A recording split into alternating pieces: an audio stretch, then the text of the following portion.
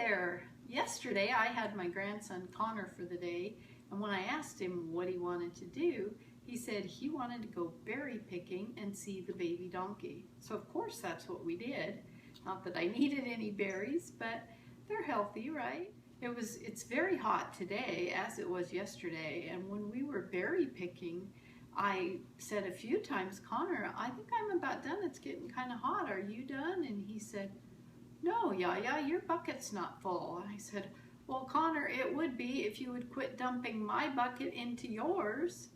The little turkey was dumping mine into his every little bit and then saying, I have more than you. So anyway, we both filled our buckets before we left, ended up with 2 flats of Marion berries. And in case you didn't know, Marion berries are named after the county south of me in Oregon that they were developed in by Oregon State University. They're a cross between 2 different kinds of blackberries.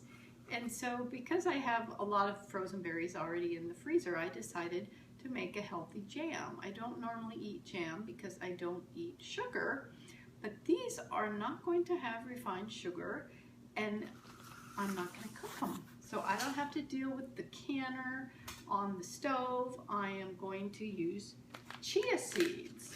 If you're not familiar with chia seeds, yes, these are the same seeds from the old chia pets.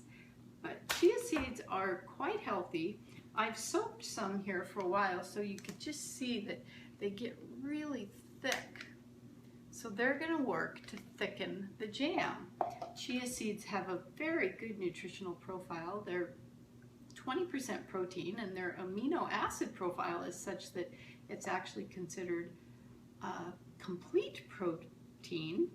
They have iron, magnesium, calcium, and plenty of antioxidants to complement the antioxidants in the berries.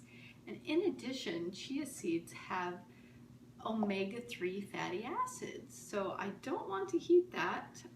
I am going to just mix it all up in the blender and then put it in jars, store it either in the refrigerator or the freezer.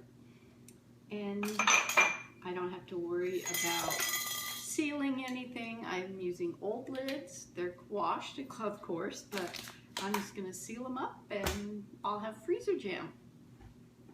So let's get started. I have a few berries that I have actually supplemented because we have raspberries growing out in the garden, and I went and picked a few of those because these raspberries are a little bit sweeter than the Marion berries, and so I'm hoping I have to use less honey because of that. So I'm just going to dump it all in together. I've got 7 cups of berries and 7 tablespoons each of water and chia seeds. And I'm going to start with about 2 tablespoons of honey for each cup of berries that I have in there. So if 1 cup is 16 tablespoons, then I'll need almost a cup to get 14 tablespoons. I always use raw local honey.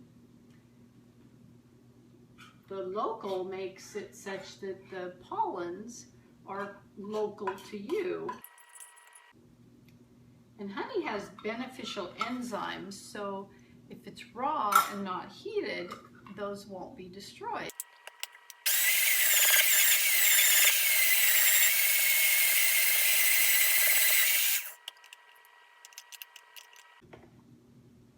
Now I blended this up quite a while because I wanted to make sure I got the lumps out of the chia seeds since I let them soak. You don't need to soak your chia seeds, and therefore you may not want your jam quite as smooth. You might want to leave a little more texture in there, but mine's pretty smooth, and I'm going to taste it, see if I think I need to add more honey.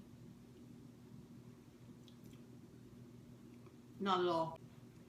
It's plenty sweet for me, so now all I have to do is pour it in my jars and put it either in the refrigerator or the freezer.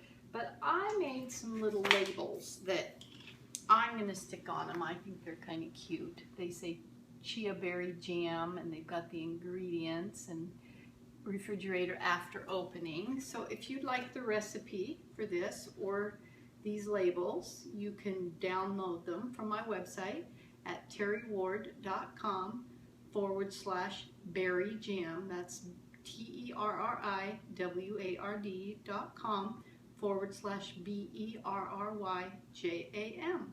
I'm Terri Ward, creating memories with meals.